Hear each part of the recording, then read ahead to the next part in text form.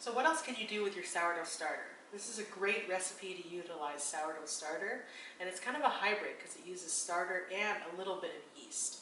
This is a cinnamon raisin swirl bread, similar to the one you can get at the supermarket.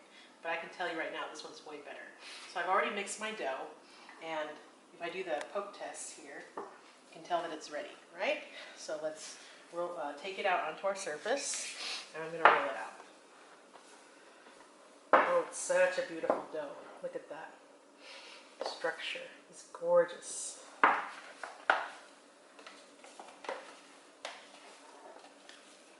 Okay. So we take it out as best we can.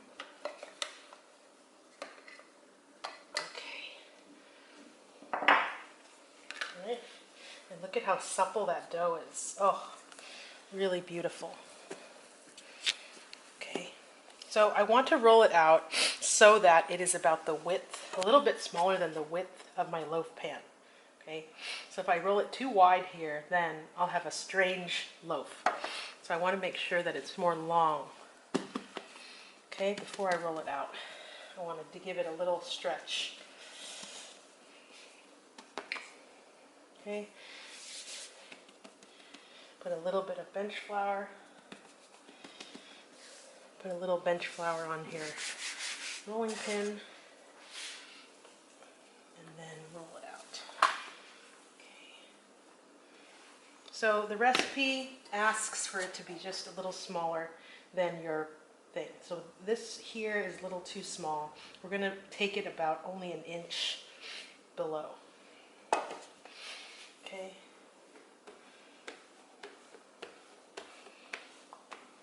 So that's about the width that you want. If you really want to measure it, it should be about 6 inches by about 20 or so. Okay, this is perfect. Okay, so now I need to fill it. Okay, I have my cinnamon here mixed with some AP flour.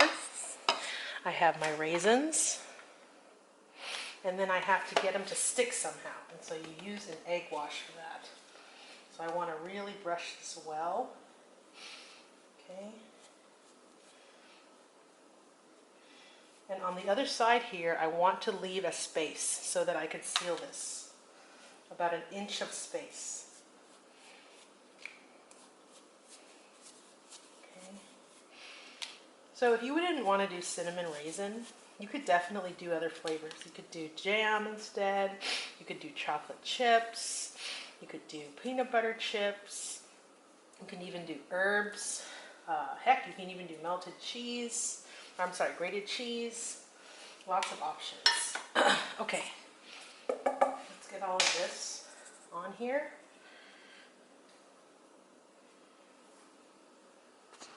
So I'm just trying to evenly disperse my AP flour and cinnamon mixture.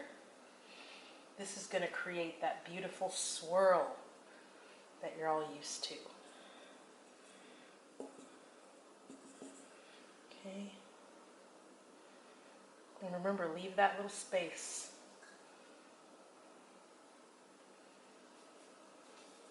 Okay.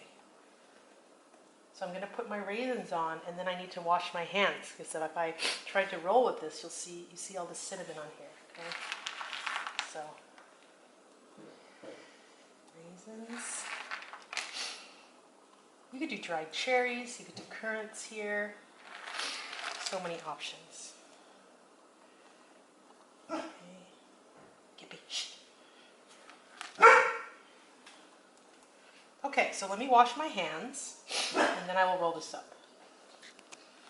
Gippy. So now it's time to roll it. Okay, we start on the side that we don't have that space, and you want to roll it fairly tightly because you want that swirl to be really clean looking. So when you are pulling it, make sure that you pull it every couple of times so that it stays nice and taut.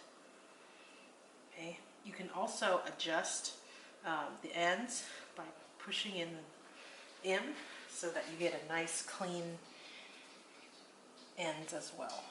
Okay, it's like a little log of happiness. Whoop. Okay, now what about, oops, what about this end here?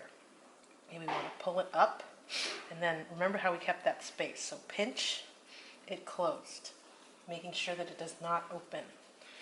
Okay, now this seam we want to put down, and then we want to make sure to push it in. So you see how it's nice and even now that we push it in, and then we can put it into our loaf pan. So very carefully pick it up. Okay. And now this has to proof a second time, and it will almost double in size again, and then we'll be ready to bake.